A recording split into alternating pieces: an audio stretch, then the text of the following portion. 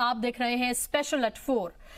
कर्ज के बहरान से जूझ रहे पाकिस्तान को एक और बड़ा झटका लगा है। दहशतगर्दी पर पाकिस्तान इंटरनेशनल सतह पर बुरी तरह से गिर गया है। पाकिस्तान को एफएटीएफ की एक यूनिट ने ब्लैक लिस्ट में डाल दिया है। दहशतगर्द तंजीमों को फंडिंग रोकने में नाकाम होने की वजह से एशिया प्रशांत यूनिट ने यह कदम उठाया है। ऑस्ट्रेलिया की राजधानी कैनबरा में मुनक्किद एफएटीएफ की एशिया प्रशांत यूनिट की मीटिंग में यह फैसला लिया गया है। इससे पहले एफएटीएफ ने पाकिस्तान को ग्रे लिस्ट में डाला हुआ था। हिंदुस्तानी अफसरान ने बताया है कि एफएटीएफ के एशिया प्रशांत यूनिट ने आलमी पैमानों को पूरा नहीं करने के लिए पाकिस्तान को ब्लैक लिस्ट में डाला है। एफएटीएफ ने पाया है कि मनी लॉन्ड्रिंग और दहशतगर्दी को माली इमदाद से जुड़े 40 पैमानों में से 32 को पाकिस्तान ने पूरा नहीं किया है और इसके मद्देनजर एफएटीएफ ने पाकिस्तान को ब्लैकलिस्ट में डाल दिया है। आपको ये बता दें कि एफएटीएफ की तरफ से ब्लैकलिस्ट किए जाने का मतलब होता है कि पाकिस्तान मनी लॉन्ड्रिंग और टेरर फाइनेंसिंग के खिलाफ जंग में मदद नहीं कर रहा है। अगर पाक को ब्लैकलिस्ट किया जाता है तो फिर उसे world bank, IMF, ADB, European union जैसे इदारों से कर्ज मिलना मुश्किल हो जाएगा। इसके अलावा मूडीज, स्टैंडर्ड एंड पुअर और फिच जैसी जो एजेंसीज हैं उनकी रेटिंग भी घट सकती है। तो जाहिर सी बात है कि शायद पाकिस्तान को ये उम्मीद थी कि उसको थोड़ी राहत मिलेगी, लेकिन जिस तरह से एशिया प्रशांत ने ये फैसला किया है कि एफएटीएफ की मीटिंग में ये फैसला लिया गया है कि ब्लैक लिस्ट में डाल दिया गया है, ग्रे से ब्लैक लिस्ट में डाल दिया गया है, इससे किस तरह के असर पड़ेंगे पाकिस्तान के ऊपर, किस तरह की और पाबंदियां उसके ऊपर लग सकती हैं। फिलहाल जिस तरह से उसकी इकोनॉमी बिल्कुल एक तरह से एक ऐसे कगार पर आकर खड़ी हो गई है जहां महंगाई जो है वो आसमान छू रही है, वो दर-दर की ठोकरें एक तरह से खा रहा है। इससे उसकी मुश्किलें और किस तरह से बढ़ सकती हैं और क्या दहशतगर्दी पर जो इंटरनेशनल उसको ऊपर फटकार पड़ी है, क्या उससे पाकिस्तान कोई सबक सीखेगा? इस पर बात करने के लिए मेरे साथ खास मेहमानों का पैनल जुड़ गया। इनका तारुफ मैं आपसे कराना चाहूंगी। मेरे साथ रमेश ठाकुर साहब हैं, सीनियर जर्नलिस्ट हैं, मेरे साथ जुड़ गए हैं। शिवदान सिंह साहब हैं, डिफेंस एक्सपर्ट के तौर पर मेरे साथ जुड़ गए हैं और अब से कुछ ही देर में बीजेपी के लीडर भी मेरे साथ जुड़ेंगे। इस पर बात करने के लिए आप दोनों मेहमानों का बहुत बहुत इस्तकबाल है। रमेश ठाकुर जी, शुरुआत में आपसे करना चाहूंगी, किस तरह से आप इसको देख रहे हैं? क्योंकि हमने देखा कि हाफिज सईद के ऊपर दिखावे के लिए ही सही पाकिस्तान ने कार्रवाई की। उसको ये लगा कि एफएटीएफ की अगली जो मीटिंग होगी उसमें शायद उसे ग्रे से बाहर निकाल दिया जाए, लेकिन यहाँ तो बिल्कुल उलट हुआ है। नहीं, इसमें कोई दो राय नहीं। जब से इनका इमरान खान का जब अमेरिका जाते हैं उसके बाद से लगातार ऐसी चीज़ें आ रही हैं ग्लोबल स्तर को लेके। कहीं ये लोग उन चीज़ों को जो ये कोशिश कर रहे थे हम किसी तरीके से हमारे मुल्क की लाज बच जाए, जिस तरीके से भारत ने चारों तरफ से घेरा हुआ है कि हम कहीं ना कहीं उस चीज़ से निकल जाए, चाहे महंगाई को लेके बात करी जाए और फिर फंडिंग को लेके बात करी जाए और विदेशों से जिस तरीके से कटोरा लेके भीख मांग रहे हैं, हर तरीके से हर जगह से जो दरवाजे इनके लिए बंद हो रहे हैं। तो आज ये जो फैसला लिया गया है एफटीए की तरफ से, ये बहुत बड़ा तमाचा है इनके मुंह पे। अब इससे होगा क्या आने वाले समय में, जो इनके ऊपर जो करोड़ों का इस समय जो अरबों का जो एक कर्ज इनके ऊपर लदा हुआ है, कहा जा रहा है कि उसमें से 15 किस्तें ऐसी हैं जिनकी बाउंस हो चुकी हैं, इन्होंने उनकी इंस्टॉलमेंट नहीं दी है। उसके बाद में ये सारी चीजों को एनालिसिस करने के बाद में ये बैठक होती है। बैठक में ये निर्णय लिया जाता है कि भैया आगे से इनको किसी तरीके से कोई सहायता मत करो। सहायता जब कोई भी बैंक जब करती है किसी मुल्क के लिए तो इस उद्देश्य से करती है कि उसका ब्याज सहित हमें कम से कम मूल के तौर पे वो इंटरेस्ट मिलता रहे, वो नहीं मिल पाया। अब होता क्या है, एलओसी को लेके जिस तरीके से भारत के साथ में इन्होंने दशकों लेके अब तक इन्होंने जो हरकतें की हैं और उस पे लोग अब एक्सपोज हुआ है और जिस तरीके से 370 हटी है, उसके बाद में एलओसी पे जो घटना घटती रही हैं उससे तो बिलबिलाया हुआ था। दूसरी बात, जब पाकिस्तान के हुक्मरान वहां पहुंचते हैं अमेरिका में, वहां से भी उनको सहूलियत नहीं मिलती है और उसके ऊपर आज ये इतना बड़ा तमाचा लग जाता। मुझे मुझे लग रहा है इसके बाद पाकिस्तान को इस स्थिति से निकलना बड़ा मुश्किल हो जाएगा, क्योंकि पिछले 5-6 महीनों से जिस दौर से हमारा पड़ोसी मुल्क जो गुजर रहा है, तो मुझे नहीं लग रहा ये स्थिति हम लोगों ने कभी अपने पत्रकारिता जीवन में देखी हो, या और यूं कह लो कि वहां की आवाम जिस तरीके से बिलबिला रही है, चाहे महंगाई हो गई, चाहे हर चीज को सुरक्षा को लेके एक ऐसा माहौल वहां पे आ रखा है जैसे बाढ़ जब आ जाती है तो भागने का कहीं रास्ता नहीं मिल पाता है। तो इस स्थिति में वो लोग गुजर रहे हैं। लेकिन अगर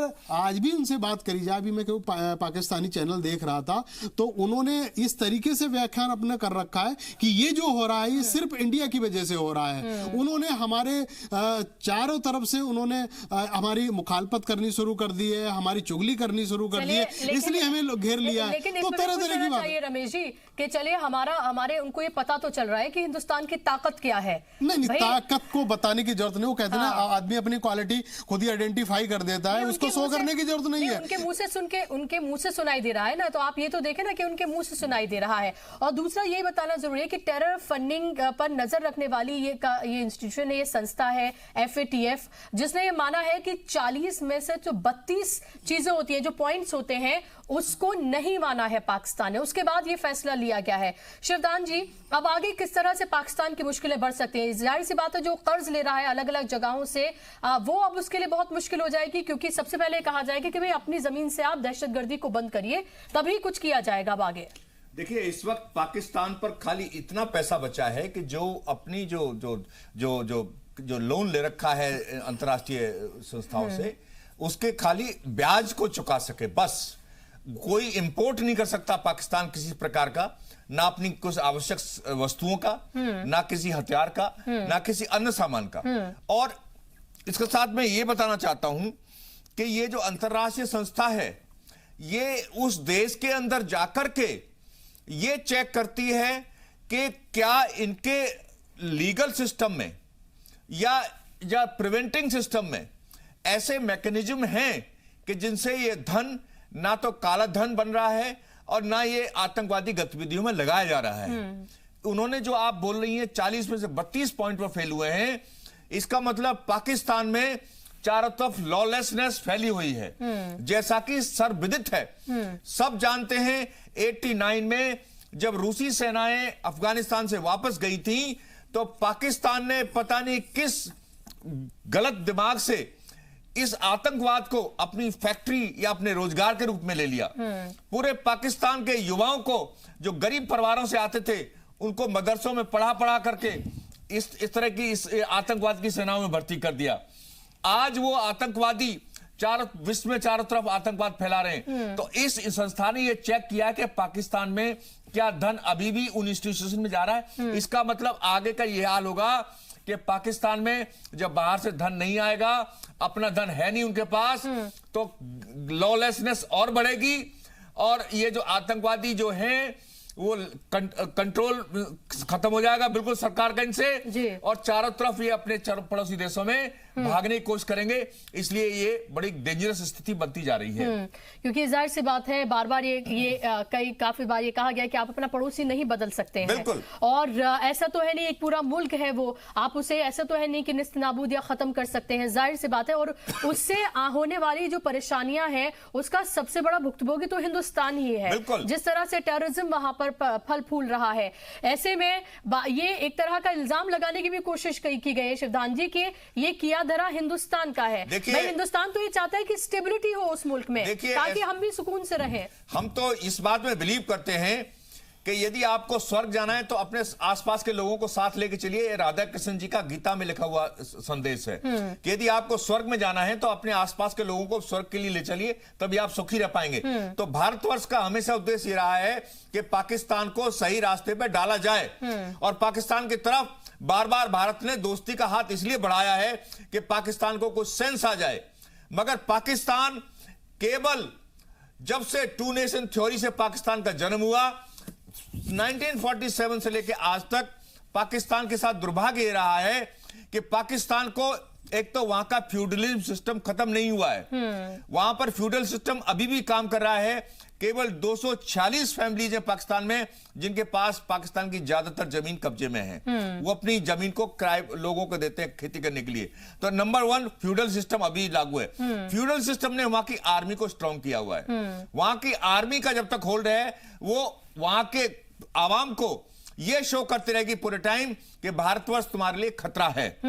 इसलिए वो जब तक ये दोनों सिस्टम वहां पर चालू रहेंगे, वहां पर पाकिस्तान में ये सिस्टम, ये टेररिज्म या फंडिंग बंद नहीं होगा। और इसके लिए यदि वो भारत को ब्लेम करते हैं तो भारत ने तो बल्कि उनको रास्ता दिखाया है।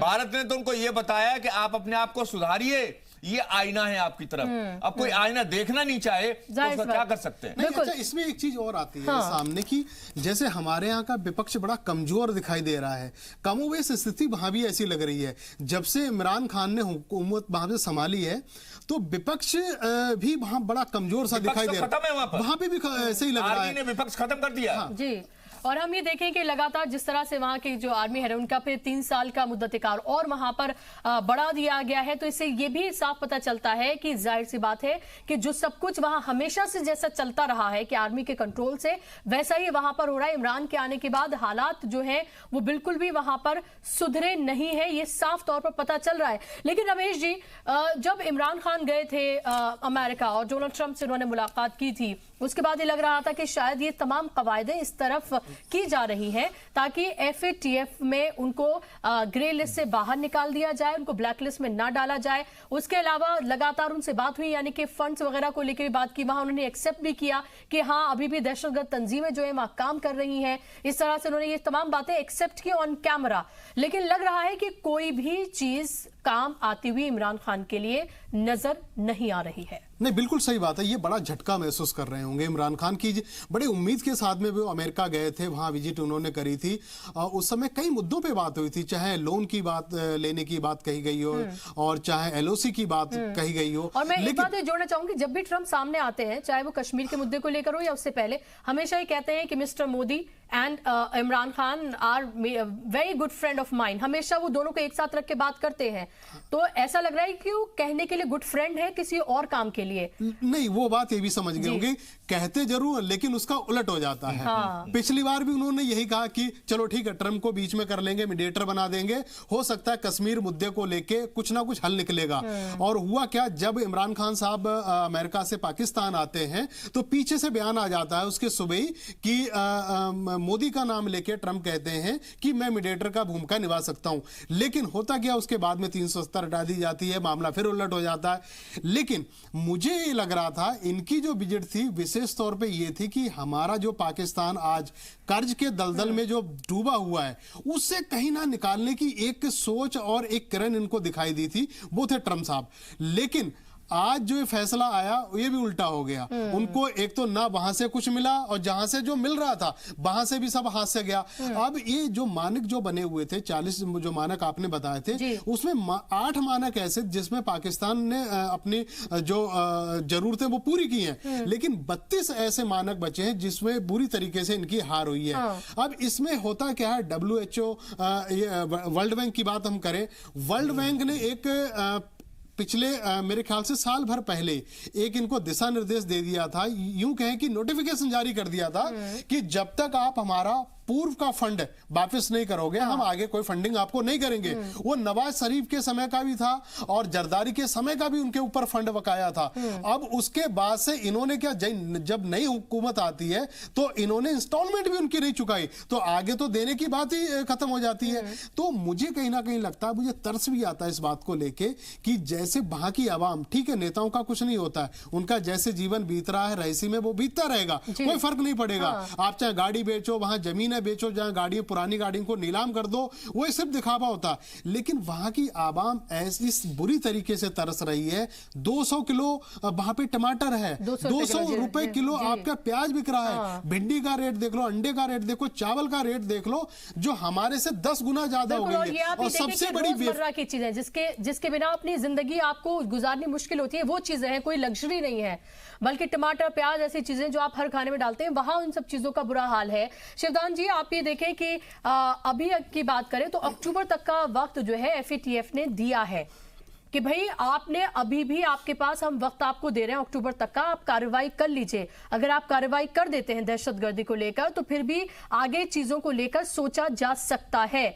लेकिन इस सब के बीच मैं आपसे यह जानना चाहती हूं कि हिंदुस्तान को इस पूरी कंडीशन को किस तरह से देखना चाहिए। जाहिर सी बात है फूक फूक के कदम रखने की जरूरत है, और हिंदुस्तान ने कभी ऐसा नहीं किया कि किसी के नीचे गिरने पर वो खुश हो, क्योंकि हम अपनी लड़ाई जो है वो खुद लड़ते हैं और हमारे यहाँ जिस तरह का डेवलपमेंट है वो किससे छिपा नहीं। देखिए, मैं तो पहले से ही ये कहता हूं कि यदि हमें तरक्की करनी है तो अपने चारों तरफ के मुल्कों को भी तरक्की कराना होगा जी। जैसे हम बांग्लादेश को कह रहे हैं कि आप तरक्की करिए, हम नेपाल को भी कह रहे हैं, भूटान को भी कह रहे हैं, इस तरह हम चाहते हैं पाकिस्तान भी ग्रो करे।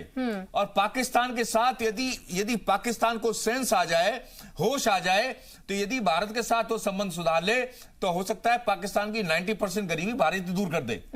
तो मैं ये देख रहा हूं कि इस अक्टूबर तक का यदि समय पाकिस्तान को दिया गया है तो सबसे पहले यदि पाकिस्तान में, मुझे नहीं लगता कि पाकिस्तान के अंदर कोई सेंस आएगा, क्योंकि पाकिस्तान के अंदर आतंकवादी जो एलिमेंट्स हैं, हाफिज सईद जैसे लोग हैं, उनका इतना जबरदस्त उनका ऑरा बन चुका है, उनका अपना ऐसा स्टेटस बन चुका है कि उनको इजीली लगाम उन पर लगाई नहीं जा सकती है, क्योंकि जिसके द्वारा आप पावर सत्ता हासिल करते हैं उसको फिर आप ये नहीं कह सकते कि आप एक तरफ बैठ जाइए। सही बात है। तो इसी प्रकार से मुझे नहीं लगता कि अक्टूबर तक पाकिस्तान को सुधार पाएगा।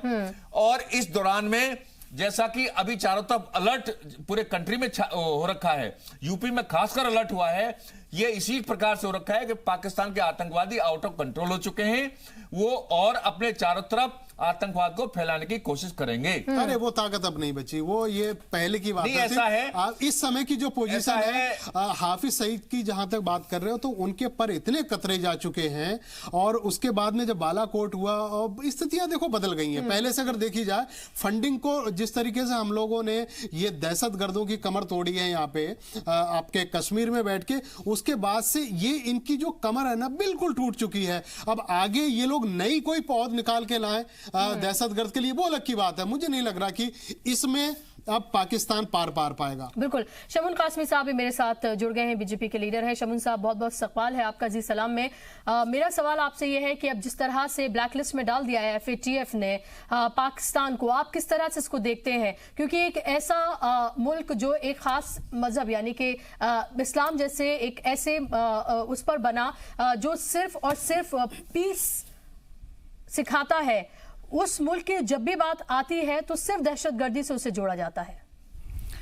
हाँ बुशरा जी, देखिए बहुत ये अलमिया है और ये बदनसीबी है पाकिस्तान की, और इससे इस एशिया का जो खित्ता कहलाता है हमारा जी, ये हम सबकी बदनसीबी है कि एक ऐसा मुल्क जब वजूद में आया तो वो आया तो पीस के नाम पर, ये इस्लाम के मायने पीस के हैं, शांति के हैं, और बदनसीबी से उन्होंने अपना जो इंट्रोडक्शन कराया वो दहशतगर्दी के नाम से कराया। अभी मैं आपको एक बुशरा जी एक बात बताना चाहता हूँ, हमने 2010 में जब ये आंदोलन शुरू किया और स्वदेशी का एक आंदोलन स्वामी रामदेव लेकर के चले, और स्वामी जी ने तो एक दिन एक बात हो रही जिसमें अभी जो दोनों से मैंने अपने दोनों जो मेरे पैनलिस्ट हैं उनसे बात सुनी, तो मैंने जिस उस पर पहुंचा तो स्वामी रामदेव जी ने कहा है, एक उसमें हम कह रहे थे भाई हम स्वदेशी की बात कर रहे हैं तो पाकिस्तान की बात आ गई, तो स्वामी रामदेव जी ने कहा कि भाई हम ये चाहते हैं कि हम पाकिस्तान की भी जाकर के इकनॉमी को, उनकी इक्तसादियात को, उनकी फाइनेंशियली उसमें हम मदद करें, और कैसे कि अगर वो राह रास्त पर आ जाएं तो हम लोग उनकी मदद कर सकते हैं। और हमारा नजरिया ये है, हम आपको बताएं कि आज बदनसीबी है इस बात की कि जो मजहब, जितने मजहब हैं सब शांति की बात करते हैं, पीस की बात करते हैं, और वो मुल्क जो बना ही इस बेस पर था कि हम इस्लाम को आइडियल तौर से हम पेश करेंगे। कौन से इस्लाम की बात कर रहे हैं? आज मैं समझता हूं कि जिस अंदाज पे जो अमेरिका ने जिन्हें ये समझते हैं कि वो हमारी इख्तिसादियात को मजबूत करेंगे, ऐसा मैं समझता हूं कि ना तो हम गलतफहमी में रहने चाहिए और ना पाकिस्तान को इस गलतफहमी में रहना चाहिए। उन्हें तो हमें आपस में लड़वाना है। और आज पाकिस्तान को, जैसे अभी हमारे फौजी भाई ने कहा कि भाई हम तो उनकी भी मदद कर सकते हैं, मैं एक बात ये कहना चाहता हूं पाकिस्तान की आवाम से कि आवाम को चाहिए कि इन लोगों को अलग करें और एक ऐसा निजाम लाएं कि फौज को भी कमजोर करें। वहां पहले ही दिन से फौज का दखल है और आज भी फौज का दखल है। अगर आज हमारी इंडिया क्यों आगे बढ़ रहे हैं, हम हमारा मुल्क क्यों आगे जा रहा है, इसलिए आगे जा रहा है कि हमारी डेमोक्रेसी जो है बहुत मजबूत है और हम डेमोक्रेटिक सिस्टम को ना हमारा कमजोर होगा ना हम कमजोर होने देंगे। तो आज मैं बस एक बात कहना चाहता हूं कि पाकिस्तान की आवाम को इस पे स्वयं जो है संज्ञान लेना चाहिए और इमरान खान को होश के नाखून लेना चाहिए। खुदारा तुम्हारा मजहब इस्लाम है और इस्लाम जो है आपको किसी की यानी किसी की मदद करने की सीख देता है। वो आपको सिखाता है कि किसी अगर पड़ोसी भी तुम्हारा पड़ोसी अगर तुमसे दुखी है, तुम जन्नत में नहीं जा पाओगे, तो फिर तुम किस जन्नत की बात करते हो। अभी पिछले दिनों जो कश्मीर का मामला था, मैं 70 साल की बात आपसे कहूं कि किस तरह से इस देश को हमारे लोगों ने चलाया, तो मैं उन पार्टियों को कहना चाहता हूं कि आज ऊपर वाले ने, उस ईश्वर ने उन्हें यह मौका दिया है कि वो अपने गिरेबान के अंदर झांके। जो वो दूसरों के लिए करते थे, जो खाई दूसरों के लिए उन्होंने खोदी थी, उसी में वो गिर रहे हैं। और मौजूदा सरकार ने जो काम जो कर रही है सरकार, वो अपनी आवाम की भी भलाई का काम कर रही है। हम इसकी कोशिश है सरकार की कि हम अपने आवाम को कैसे सुविधा दें, और ये हर सरकार का काम है, उन्हें करना चाहिए। और नरेंद्र मोदी जी ने एक आइडियल, मैं फिर भी एक सरकार में उन लोगों को भी एक बात कहना चाहूंगा कि जो सरकार को बदनाम करने का काम करते हैं, उन्हें बदनाम नहीं करना चाहिए। सरकार जो काम कर रही है, जैसे कश्मीर के ऊपर लोग भ्रम पैदा कर रहे हैं, मैं वहां गया हूं, 370 से किसे नुकसान और किसे फायदा है। यानी 370 के हटने से कश्मीर के अधिकतर लोगों को फायदा होगा। वहां जो है स्कूल और कॉलेज जाएंगे, बड़ी बड़ी फैक्ट्रियां जाएंगी और लोग वहां काम करेंगे, इन्हें रोजगार मिलेगा। जिन लोगों के हाथ में कलम नहीं है, बंदूक है, उनके हाथ में कलम आएगा। तो आज इसलिए, और आज अमेरिका ने यह बात करके बुशरा, इन्हें यह सोचने के लिए मौका दिया है। पाकिस्तान की गवर्नमेंट को सोचना चाहिए, इमरान खान को सोचना चाहिए। हम इमरान खान से उम्मीद करते थे कि क्रिकेटर जो होता है वो अच्छा होता है, वो वर्ल्ड से प्रेम करता है, अपने देश से तो प्रेम करता ही है, मगर उसने क्रिकेट का भी नहीं कि वो अच्छा पॉलिटिशियन या फिर अच्छा मैनेजर हो। मैदान और सियासत के मैदान में बहुत फर्क है। देखिए, स्पोर्ट्समैन स्पिरिट में यही कह रहे हैं वो हमारे खान साहब कि स्पोर्ट्समैन स्पिरिट उससे एक्सपेक्ट कर रहे थे कि खिलाड़ी हम ये उम्मीद करते थे कि हमारी दोस्ती हमारी दोस्ती अच्छी होगी, ये भी लगता है कि अपने खित्ते के अंदर अमन अमान के साथ रहेंगे। शिवदान साहब, क्या आपको ये भी लगता है कि जिस कंडीशन में इमरान खान को मुल्क मिला है, उनके लिए भी मुश्किल है, अगर if we want to be fair to him? देखिए, इमरान खान साहब को जो वे पाकिस्तान मिला है, इस कंडीशन में मिला है कि चारों तरफ आतंकवाद फल फूल रहा था। वहां की सेना पूरी तरह अपने आप को सार्वभौम समझती है कि वो सब कुछ वही है, और फ्यूडल सिस्टम अभी भी वहां एग्जिस्ट कर रहा है।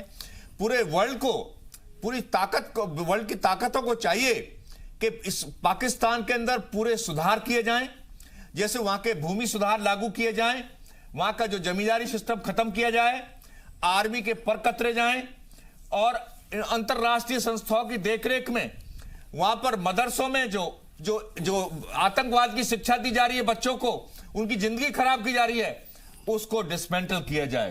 तो तब जाकर के पाकिस्तान के अंदर ये हालत सुधरेंगे।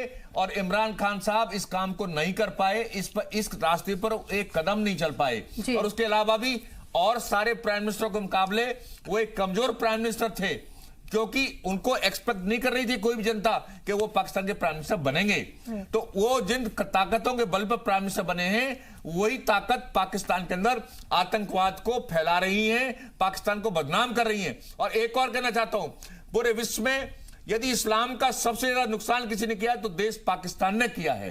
आज पाकिस्तान ने इस्लाम का ऐसा चेहरा दिखा दिया दुनिया को कि ये तो बस आतंकवाद में विश्वास करता है इस्लाम। तो इस प्रकार से इस्लाम का सबसे बड़ा नुकसान खुद स्वयं पाकिस्तान कर रहा है। जी, जाहिर सी बात है, क्योंकि एक मुल्क का जब भी नाम आता है, सिर्फ और सिर्फ उसे दहशतगर्दी से अगर जोड़ा जाए, तो जाहिर सी बात है ये उस मुल्क के लिए, और उसने भुगता भी। अब आप देखें कि FATF जैसी जो ऑर्गेनाइजेशन है, अगर वो उसको ब्लैक लिस्ट में डाल दे गिरे की जगह, तो समझा जा सकता है कि कितनी मुसीबतें पाकिस्तान के लिए खड़ी हो गई हैं, क्योंकि वो अभी ऐसे मुहाने पर आकर खड़ा हो गया है जहां उसे हर किसी से फाइनेंशियल मदद की जरूरत है। और FATF ने ब्लैक लिस्ट में डाल दिया, इसका मतलब ये हुआ कि उसे सबसे ज्यादा मुश्किलें इसी सिमत में होने जा रही हैं। रमेश जी, एक तरफ जम्मू कश्मीर से दफा 370 और 35 से हटा दिया गया, दूसरी तरफ हम ये देखें कि पाकिस्तान तब से ही एक तरह से तिलमिलाया हुआ है, बौखलाया हुआ है। वो तरह तरह की बातें कर रहा है, ये ट्रेन से सर्विस रोक दी, वो बस सर्विस रोक दी, अब हमारे यहाँ से कोई भी एक्सपोर्ट नहीं होगा, वो तमाम चीजें सब कुछ करने की कोशिश कर रहा है। ऐसे कि जैसे हिंदुस्तान पर इसका बहुत असर हो जाएगा। हिंदुस्तान ने बहुत ठंडे दिमाग से काम लेते हुए और बिल्कुल भी उसे उस तरह का रिएक्ट नहीं किया जिस तरह वो चाहता था। लेकिन अब जबकि उसके पास अब कोई जरिया नहीं बचा है, अक्टूबर तक अगर वो फिर से अपने आप को प्रूफ नहीं कर पाता है तो जाहिर सी बात है जो दहशतगर्द है उन्हें मजबूती मिलेगी। क्या ये हमारे लिए खतरा नहीं है? नहीं, हमारे लिए किसी तरह का कोई खतरा नहीं है। हम थोड़ा पीछे से आते हैं। 370 पे जब कार्रवाई होती है, कहानी तब से ही शुरू हो जाती है। पाकिस्तान को नीचा दिखाने के लिए, पाकिस्तान को नीचा कौन दिखाएगा, खुद ही अपने आप में दिख रहा है। पाकिस्तान को बिखरने की जो कहानी है वहीं से शुरू हो जाती है। जब 370 यहाँ हम लोगों ने हटाई, उसके बाद में उनके विदेश मंत्री हर जगह पब्लिक डोमेन में आके ये बोल रहे हैं कि हमारी तो कोई सुन ही नहीं रहा, कोई देश कोई कंट्री हमारी सुन ही नहीं रहा। कहानी तब से ही शुरू हो गई थी। उसके बाद से जिस तरीके से चाहे फंडिंग करने वाले देश हों और चाहे बैंक जो इनको कर्ज देते हैं, उन सब लोगों ने आंखें इनसे तेरना शुरू कर दी। अब अभी आपने बात करी कि हम लोगों की तरफ से हमारे यहाँ से बसें जाती थी, समझौता एक्सप्रेस जाती थी, तो वो रोकी गई। हमारे तरफ से कोई पहल नहीं हुई, जरा सी पहल नहीं हुई है। बस उन्होंने रोकी, ट्रेन उन्होंने रोकी, और यहाँ से सब्जी जो दिन चर्चाओं की जो चीजें जाती थी तो हम लोगों ने रोकथाम नहीं करी, उन्होंने रोकी। उसका खामियाजा वो भुगत रहे हैं आज की डेट में। लेकिन सबसे बड़ी बात यह है पाकिस्तान की, अभी सिद्धांत साहब ने बिल्कुल सही फरमाया कि हिंदुस्तान ने कभी नहीं चाहा, हिंदुस्तान ने सिर्फ ये चाहा है जो हमारे पड़ोसी मुल्क हैं वो खुशहाल रहें, हमसे जो हो सके हम उनको दे सके।